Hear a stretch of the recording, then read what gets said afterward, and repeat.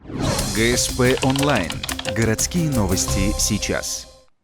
До 6 лет лишения свободы грозит ухтинцу за нападение на женщину. Мужчина пришел в дом своей знакомой в поселке Ярига, будучи в состоянии алкогольного опьянения. Причиной неожиданного визита стала другая женщина. Именно ее искал преступник. Чтобы попасть в жилище, он выбил дверь. В доме находилась только хозяйка 66-го года рождения.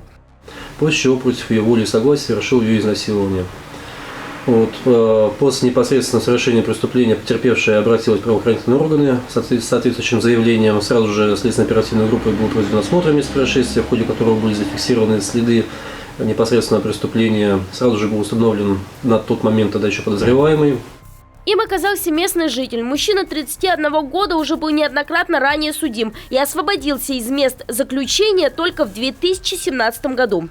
Поэтому его действия квалифицируются как особо опасный рецидив. Теперь он снова окажется в исправительной колонии. Расследование дела завершено.